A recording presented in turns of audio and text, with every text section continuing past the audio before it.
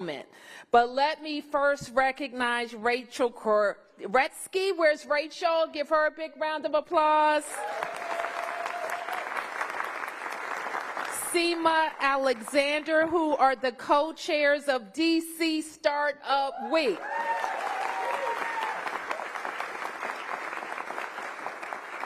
I also want to recognize Brett Schulman, co-founder and CEO of Kava. Thank you, Brett. A DC company.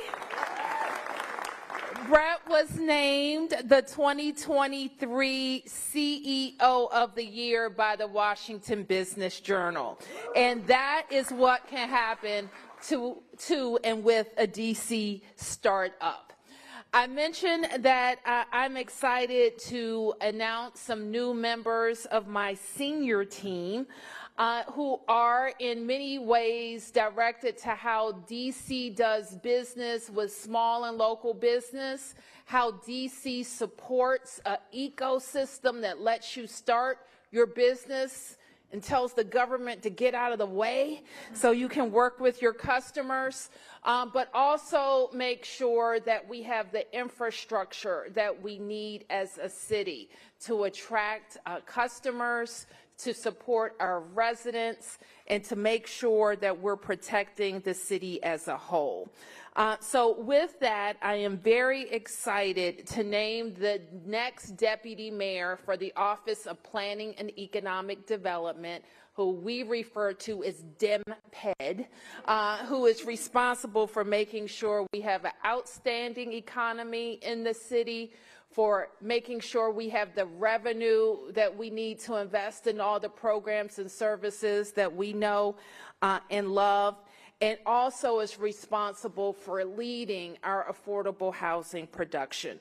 We are proud to steal from the federal government Nina Albert. Congratulations, Nina. Please step forward.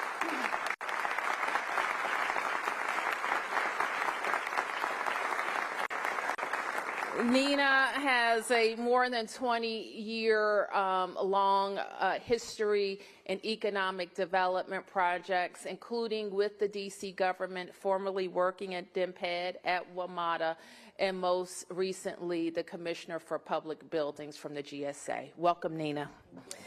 I am also excited to announce that Keith Anderson will be the Deputy Mayor for Operations and Infrastructure. Please join me, Keith. Keith has more than 20 years experience in DC government, and he's returning to provide leadership to the cluster where he started at the Department of Energy and the Environment. So his experience with environmental sustainability, his leadership both over the Department of General Services and Parks and Recreation makes him the perfect match to lead operations and infrastructure. Congratulations, Keith. I am also excited to announce that our current director of HCEMA, that's the district's emergency management agency, is being duly appointed to the role of assistant city administrator and the acting chief of the Office of Technology, the chief technology officer for the district, Dr. Chris Rodriguez. Thank you, Chris. I hired Chris when some years ago now, shortly after I became mayor, as the director of the district's Homeland Security Department. Chris came to us from New Jersey, where he led state efforts for Homeland Security. He has a background in intelligence. He was at the CIA, and part of his responsibility for the district is to make sure that our cyber security is top notch. So we're looking forward to Chris's leadership in supporting the city administrator and also leading OCTO. Congratulations, Chris.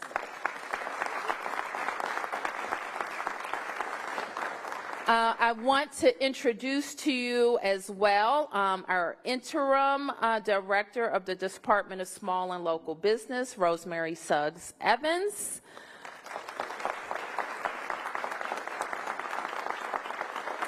And our interim director for HSEMA, Clint Osborne. Thank you, Chris.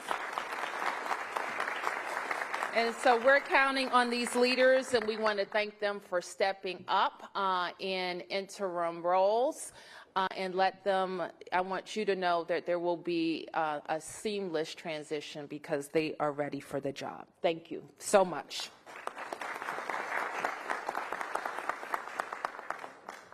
I think I've announced everybody. And now I want to acknowledge that we've also been joined by Council Member at Large Kenya McDuffie, who leads the Council's Committee on Economic Development. Our host director in the wonderful team here at DC Public Libraries, Richard Reyes Gavlin. Thank you, Rich and team, for being here. So now to the business at hand, and we are excited about our team, but we're also excited about you and what DC Startup Week represents. Innovation and entrepreneurship. I frequently say that the government can certainly do a lot on its own, but we do so much more with the creativity and talent of our residents. So Startup Week is a celebration of business and ideas, and it's also an opportunity for me to hear from you how the government can better support you. And so one thing that we have learned over the last several years is that we can be a critical bridge in emergencies, but we also learn how much creativity that we have among our entrepreneurs. Imagine closing down a city or closing down your restaurant, closing down your office, and figuring out how you're going to make payroll, how you're going to pivot to a streetery, how you're going to have hybrid work. But that's what all of you did over the last several years. And some of the ideas that came from it will make your businesses and make our city all the better. So we are grateful for you, and we're here to support you. And one way that we do it is by continuing to propose and fund grants, making the process to get to those grants as easy as possible, and then awarding those grants to deserving businesses. Your job then is to make sure you do it right, hire a lot of people, and grow. Can you do that? Will you do that? And you will hear in some of our grant proposals other priorities that we have. Part of our priorities is the comeback of the downtown, but I see it happening. I already feel it. People are coming back. Metro is having some of its highest ridership days, not just since the pandemic, but in its history. So that's good news. Amtrak is back. Our tourists are back. We're still working on our office workers, but even they're back more than they were in the spring. We're also very focused, you'll hear us, on how we get more activity in some of our neighborhoods that haven't had as much economic development. Our Food Access Fund, for example, has been incredible in partnering with businesses to open food establishments in Ward 7 and Ward 8. So you're going to continue to hear us talk about that and have a focus. I want to thank Melissa Bradley, the founder of 1863, who is our inclusive, the fund manager for our inclusive grant program. I also want to recognize the inaugural class of awardees, which included 15 enterprises across sectors, including financial services, the arts and education, food and beverage, hair care, and more. And today, I am happy to announce the second round of awardees. There are 10. That's the drum roll. Technology Innovation Labs. Behind me. Okay.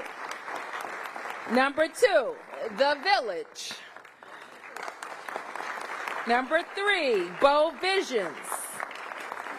Number 4, Mind Your Studios. Number 5, Aged Diagnostics. Number 6, black leaf vodka. Number 7, Eventita. Number 8, Clear. Number 9, Manifest. And 10, Oh Amazing Foods.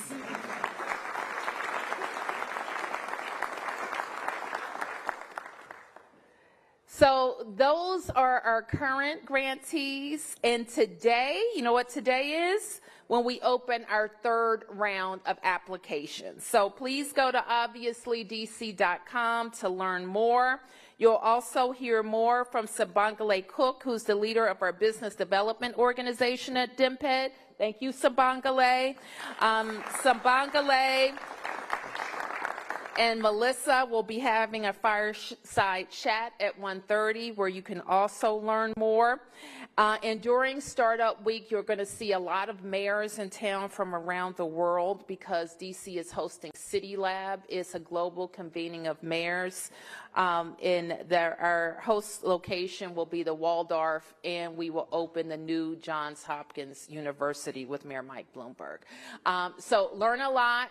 Invest a lot in DC, and I'll see you across all 8 wards. Thank you, everybody.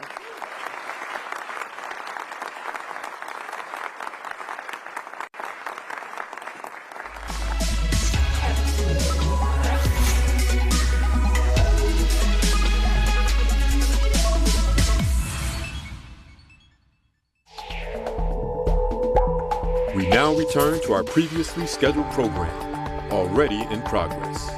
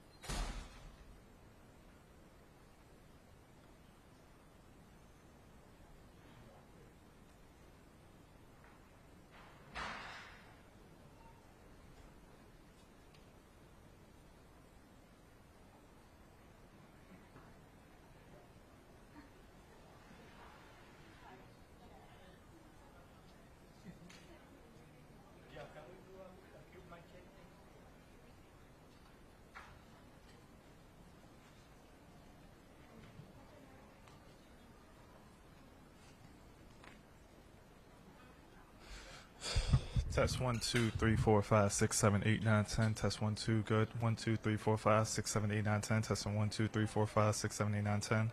Test 1 2 3 4 5 6 7 8 9 10. 1 2 3 4 5 6 7 8 9. Good. Good. Test 1 2. Test 1 2.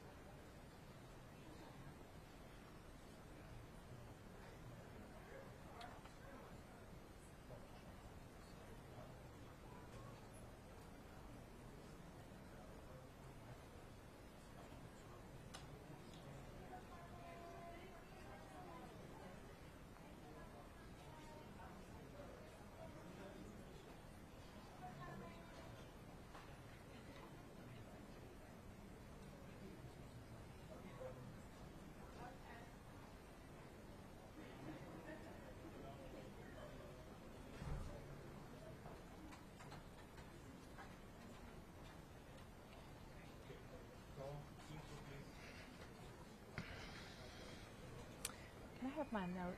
What did I do with my folder? Thank you. So could you ask Lindsay to give me the copy of the draft email?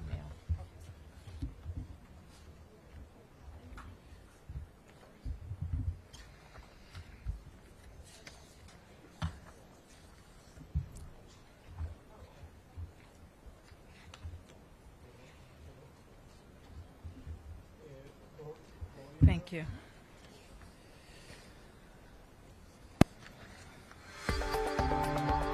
And now, we bring you the following live press announcement. Our regularly scheduled program will resume following the announcement.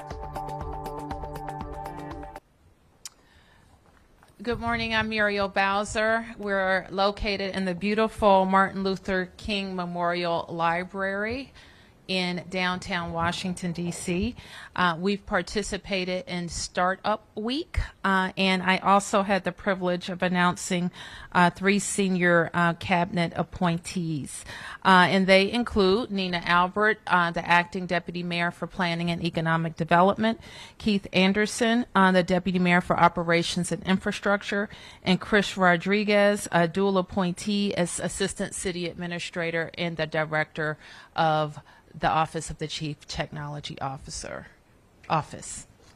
We're happy to answer any questions. Questions? Mark? Good morning, Mayor Bowser. Good morning. On your new deputy mayor appointment, we've seen a resume, looks uniquely qualified. Can you talk about her qualifications in juxtaposition with your mission to revitalize downtown, to get RFK from the federal government? What kind of her to-do list is that you tasked her with? Well, sure. As you've heard me say before, I think the job of being mayor in a post-COVID environment is different than it was in my first 8 years. And part of that has to do with the recovery of our downtown and our economy. And likewise, the job of deputy mayor is a little bit different in a post-COVID DC. And that includes making sure that our 5-year economic development strategy is aggressively implemented, that we continue to attract businesses and residents, and that we are working hand in glove with our private sector partners to do that. And I've known Deputy Mayor Albert over a number of years from my service on the council to now, and I've watched her trajectory in a number of organizations that support the district in various ways. And I was delighted that we were able to attract her back to D.C. government. But let me let Nina say a bit more.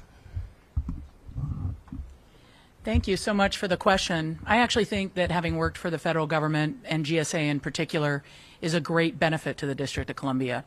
I understand how the process that they're going through to figure out how to consolidate federal real estate, but I've always had the advantage of also understanding the district, which is my home, and how to marry those two agendas together to really come up with a vibrant, dynamic downtown.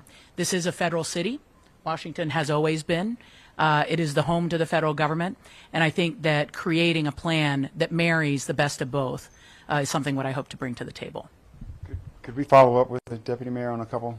Thanks. So could you talk about maybe what you know, given your last job and what you're coming into, as far as a timeline for the federal government making those decisions on that surplus property that Mayor Bowser has been steadfast on for some time now? So Mark, what we're very focused on, and then you'll have a lot of opportunities to talk to Nina about her transition, and we can ask some more specific questions then. What I don't want to have her do is talk about her last job, because she's focused on this one. And if I could ask, yes, from the position of your current job, just kind of, can you talk about what you see as kind of your top priorities coming in as far as properties and how you're going to jumpstart downtown? And then I'd also ask just about RFK. We know it's kind of working its way through Congress, but there's a federal component there as well. If you could kind of talk about those from your current perspective. Sure. Well, I'm in day one, literally 2 hours in. So my current perspective is fairly shallow. Having said that, obviously I've been following what's been going on in the district. There's a great team that's moving forward with RFK. I look forward to catching up with them later and supporting them in their efforts. We're really lucky that this is a sports town, and attracting the commanders back to the district obviously will be an exciting opportunity that we're all really collaborating and focused on. In terms of other plans, again, I think that DC has a whole variety of economic activities that take place downtown. The federal government is a component of that. I look forward to working with them. But my priorities are really going to be, obviously, downtown. What are the strategies, both micro and macro, that get us wins quickly, as well as long-term resilience? Secondly, sports. And then third, there's a whole variety of housing priorities that I would like to get a handle on and make sure that this continues to be the livable city that it always has been. My last question for you, Deputy Mayor, and I appreciate your patience with me. One of the things you'll probably be tasked with is testifying before the D.C. Council, both for your confirmation, and then there are 2 hearings that will be coming up with looking at what some have described as a possibly toxic work environment at your agency at DEMPED. Can you talk about what you'll do to reassure the employees there that they're safe and that you're addressing those issues, and what you'll tell the council as well about that? Sure. I mean, I think that when you lead from a position of ethical standard that's very high, people understand that really quickly. From what I understand, the staff has been hard at work and wants to focus on the work. And so that's what I'm going to be about. Let's determine what our priorities are, move toward them, acknowledge people for the hard work that they're contributing to the district, and making sure that it is a good place to work. And that's what I'll be looking to lead and have done in the past. Question for the Deputy Mayor and the Mayor as well. Deputy Mayor, you talked about making sure that this is a livable city. In your plan to build D.C., how do you ensure that development is equitable for communities east of the river and those businesses and families are not displaced in the process? Yeah, I've basically committed a majority of my career to these questions. Whether it's inclusion in deals that are going on right now through minority equity participation, contracting opportunities. That's kind of a known bundle of opportunity, but I'm also really focused on cost of living, whether it's housing, whether it's affordable retail, and that entire bundle of opportunity is what makes a city livable. We happen to be in an incredible city with green space, with access to nature and water, and I think that we also have an opportunity to lead in being the greenest city in the country and lead for the nation. So it's all of those components together that, to me, when I think of my everyday as a resident of Washington, makes my life livable, and that's what we want to bring to every community in this city. We're very, very fortunate. We're a city of diverse communities, people who care about each other at the community level, and we should be building on that. And I think we've got a great opportunity to do so. I'm excited about it. Thank you. One other question just for the Mayor. Mark touched upon this with rebuilding trust within the agency, but how do you believe this appointment today rebuilds the trust in your government, the trust of the people in your government? I'm not sure.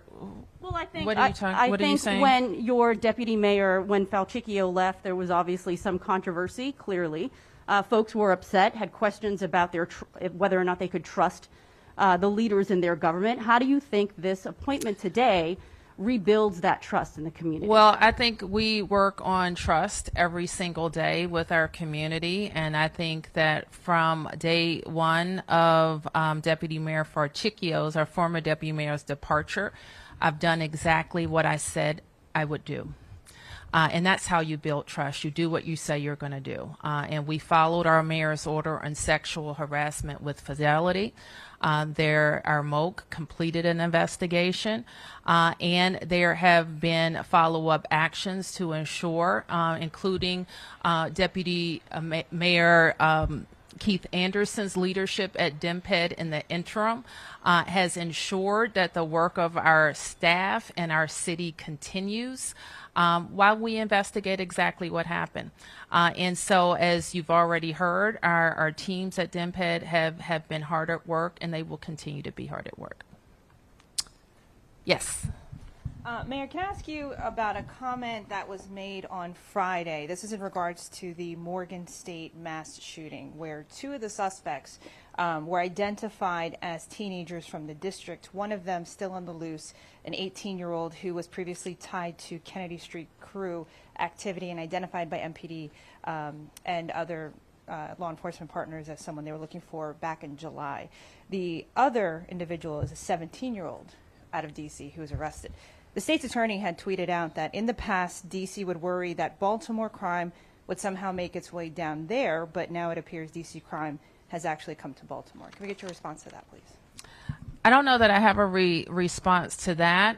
What I know is almost immediately when law enforcement officials put out those pictures, the suspect individuals were identified and that information shared with local law enforcement. I think what is important to focus on is that the U.S. Attorney, the FBI, and MPD have been working on a months-long investigation of families related to these suspects. And I don't remember, I think 15 or 17 people were arrested during that investigation. This highlights, and while I can't say much about the specifics here, the need when there are arrests and serious investigations that people are off the street. Can I follow up to that specifically? So the 18-year-old who's still on the loose, if you search his name online, a previous police report or announcement comes up that he was missing, even as a younger teen. When we see these crimes involving teenagers of the district, is there any kind of investigation done to see whether Department of Youth Services actually reached out to this kid or had any kind of interaction with the child and the family beforehand? Is there any kind of post-investigation done that you're aware of on that end? If your question is, do we try to find out what happened to a kid that was arrested? There is always a look back at and if they were committed to us, which oftentimes they are not. Sometimes they are sent back to their families. And so I'm always interested to hear that, especially in cases that stand out. With regard to the congressional hearing that happened last week, the Judiciary Committee, has anything come to your office in terms of changes that are going to come out of that meeting specifically? From the Congress? Congress, local, anyone from your offices, has anyone talked about anything new coming out of that congressional? We don't need to go to a hearing to talk about what we're doing. We will certainly review. I didn't have the opportunity to watch the hearing, so I'm certainly going to review the comments or any recommendations that came from it. Our deputy mayor appeared on behalf of the district, Deputy Mayor Apia, and she alluded to in that testimony what I have alluded to in previous comments about our need to update some parts of the law as it relates to the last police reform bill. So we continue to work on that, and we'll have more to say about that in the future. May I ask respectfully, with the crime crisis that it is now and how important it is, why you haven't gotten a chance to review that hearing yet? Oh, because it was a hours-long hearing, and it was just on Thursday, and I probably won't watch all of it, but I will get some reports back out from staff. Yes. Mayor Bowser, two other off-topic questions. One, Director McGaffin has repeatedly denied requests from the public, the press, and the D.C. Council to release information, particularly the CAD report related to the district dog's response. And she's citing the fact that it is still under investigation by agencies. Those were her words. But she refuses to say which agencies. I've asked several agencies, police, fire, they're not investigating. Can you tell us just which agencies, who is investigating the district dog's response that necessitates? Well, OUC always investigates problematic calls, any problematic call, or if there is a question, maybe it is problematic, maybe it isn't, but they always investigate it, and they'll do so with oversight from the deputy mayor. So this is an internal OUC investigation. She's not. Why is the director not able to tell the D.C. Council under oath that her agency is investigating this response, and that's why she won't release these documents. Well, Mark, unless there's something I'm not aware of, I think that's the case, but let me confirm that for you. And then, can I ask, last week you took a tour of one of the hotels where the district is housing some of the folks from the migrant buses. Correct. Can you just tell us what you saw there, why you took the tour, what you learned there, what your reaction was? Well, it's not a hotel. It's a facility that we entered into a long-term lease for, and it is our, you've asked me about this a number of times, it's basically our welcome center that our Office of Migrant Services is using. It's a short-term stay while people decide their next move. I took it because I hadn't, we worked a very long time to get it, and our DGS, I think Delano Hunter and Kevin Donahue, who's with us today, really did an outstanding job in readying that center for use. I think we got it in like May, and by, in less than a month or shortly after, no, there's Delano. How long did it take? Less than a month, it was ready for us to use. The second thing that I think is important is there may be lessons that we can take from the operation of that center to the extent that we find things are working, and I think we are finding things that are working, that could translate to our homeless services system. So that's why I went. Thank you. Thank you, everybody.